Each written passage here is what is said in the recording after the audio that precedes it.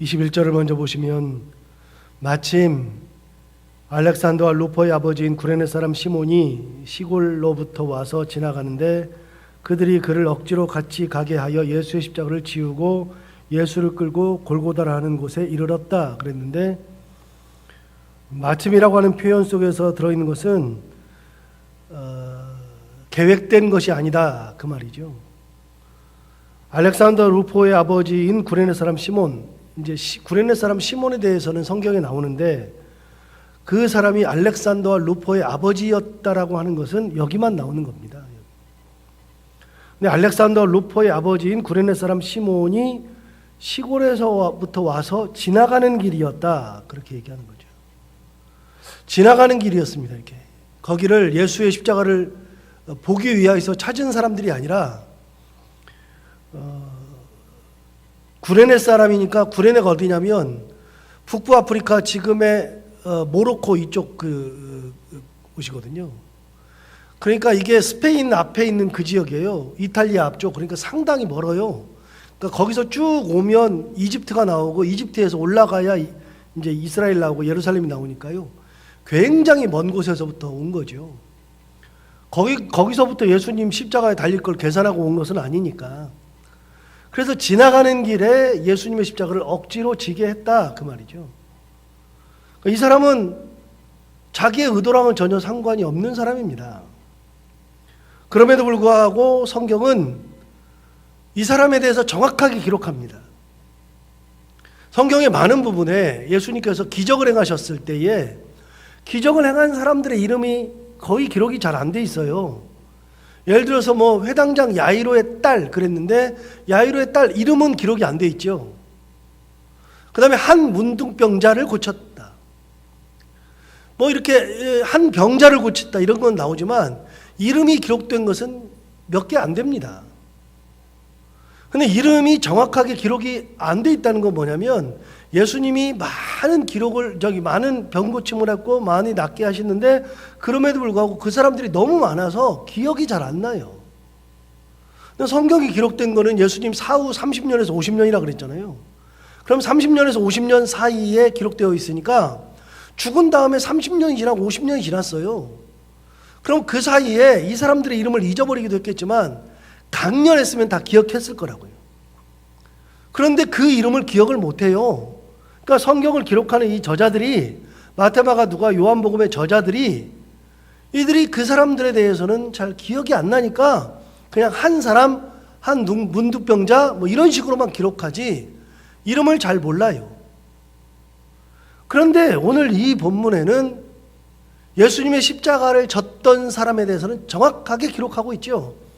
다른 성경에는 구레네 사람 시몬이라고 되어 있지만 오늘 성경에는 뭐라고 되어 있냐면 알렉산더 루포의 아버지 구레네 사람 시몬, 정확하게 기록하고 있죠. 오늘 본문은 정확해요. 그러니까 구레네 사람이었던 시몬의 자식이 누구냐?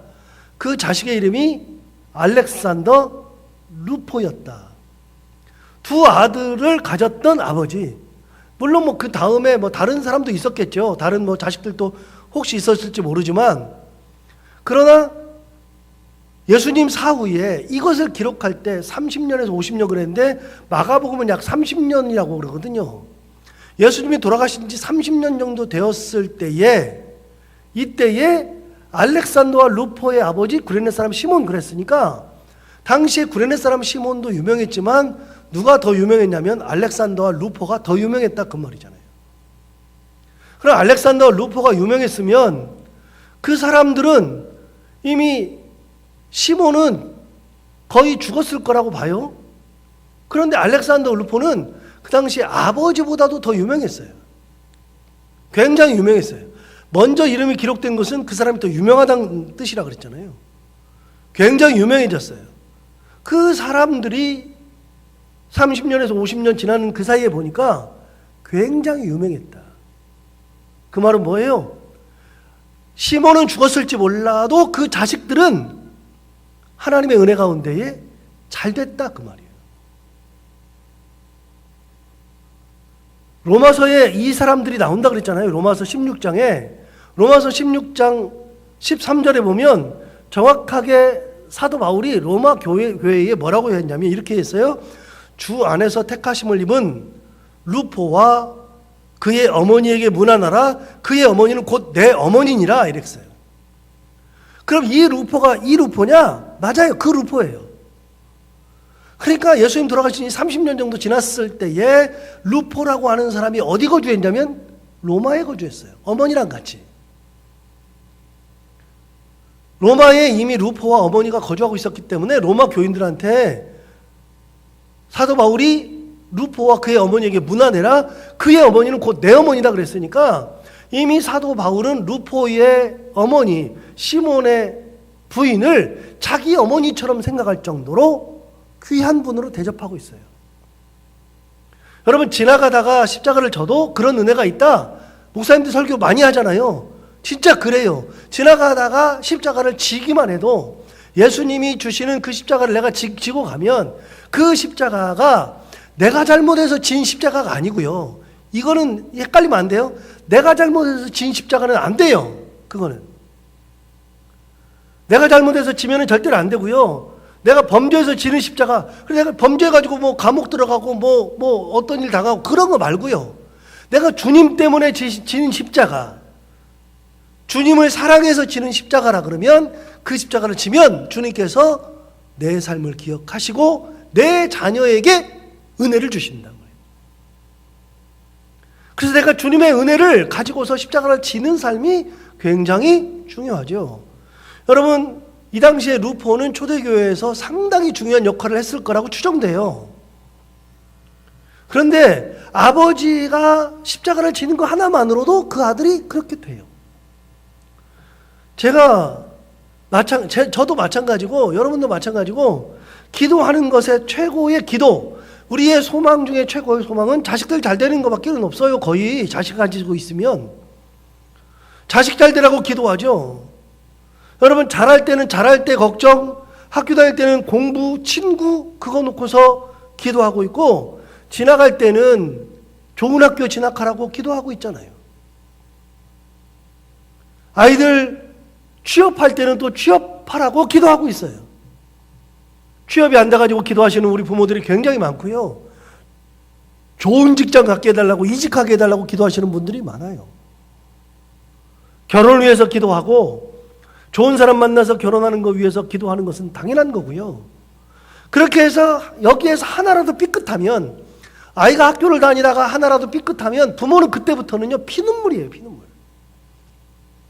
내가 아픈 거는 괜찮아요. 그런데 자식 아픈 거는 부모는 못 봐요. 부모가 기도의 전부예요. 대부분. 내 자식 놓고서 기도하는 거지 남의 자식 놓고서는요 그냥 조금 기도하면 끝이에요. 그렇게 자식들 위해서 기도하는데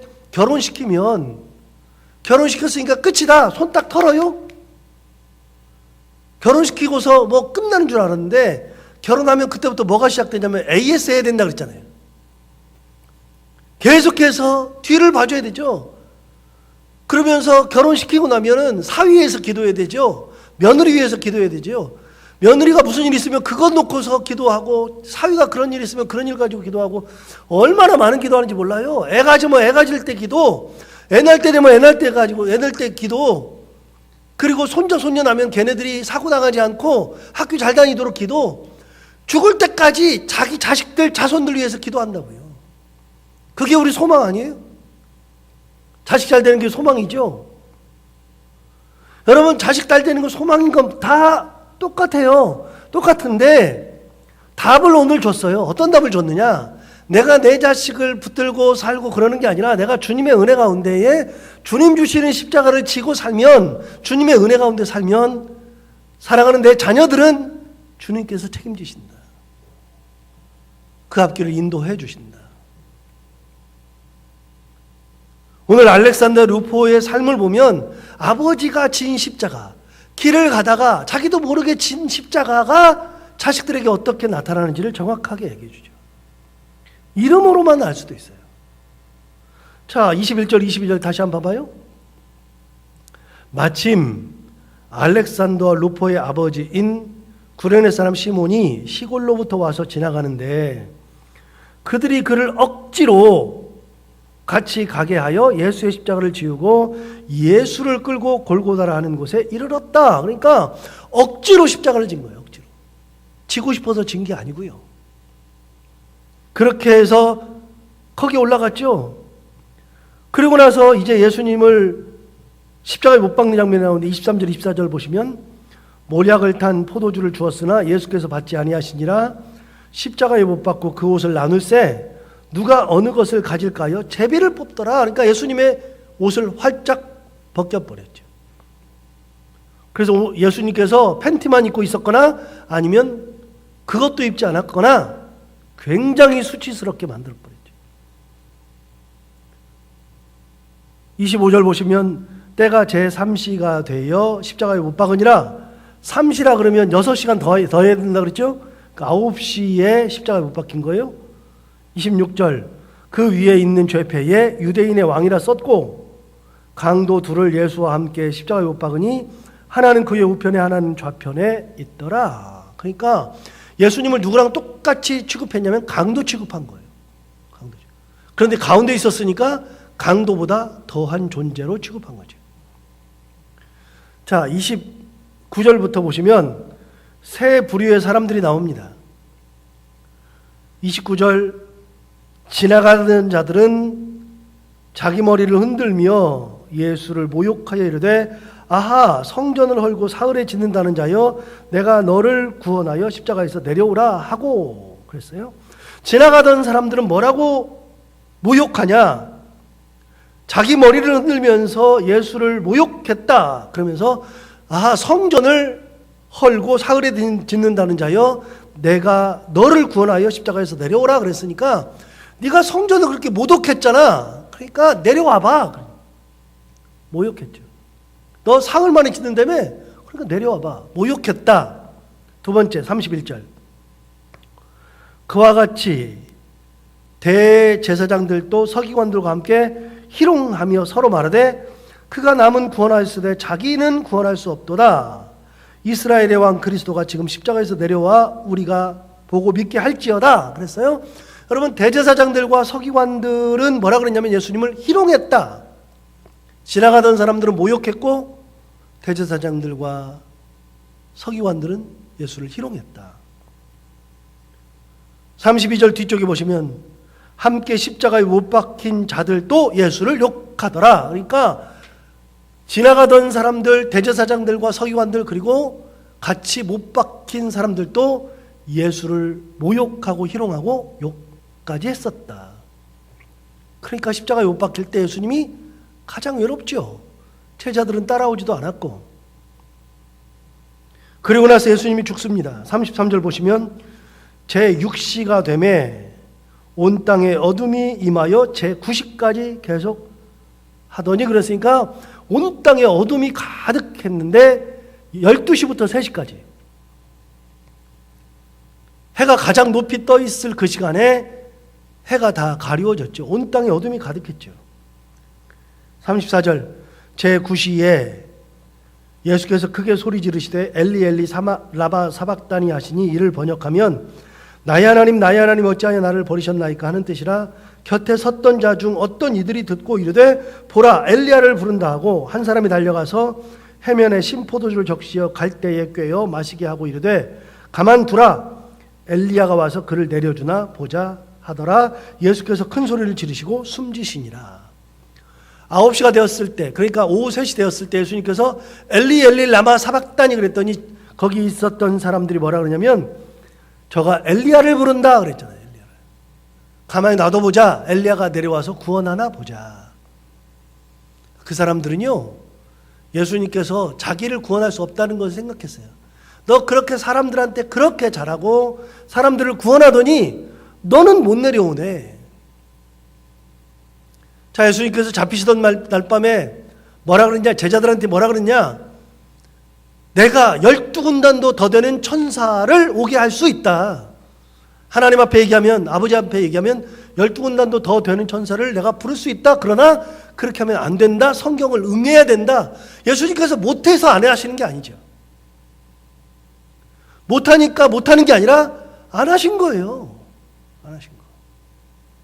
십자가에 달려서 돌아가시는 것도 성경을 응해야 되기 때문에 십자가에 그냥 달려서 돌아가시는 것 뿐이지 못해서 못하는 것은 아니에요.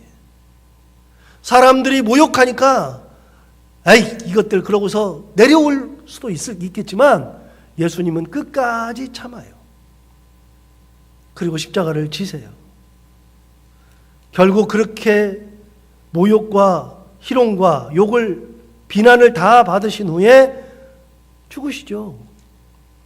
죽으실 때 어떤 일이 벌어지느냐? 38절 보시면 이에 성소 휘장이 위로부터 아래까지 찢어져 둘이 되니라.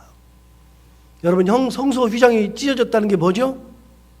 당대의 성소에는 성소와 지성소를 나누는 휘장이 있었잖아요. 그래서 지성소를 못 들어갔잖아요. 그거를 위에서 아래로까지 쫙 찢었다. 그래서 더 이상은 못 들어가는 일이 없도록 다 들어가게 했다. 모두가 다 들어가게. 그 이후로 모든 게 다 바뀌었어요. 예수님의 십자가 사건 이후로 다 바뀌었어요. 어떻게 바뀌느냐?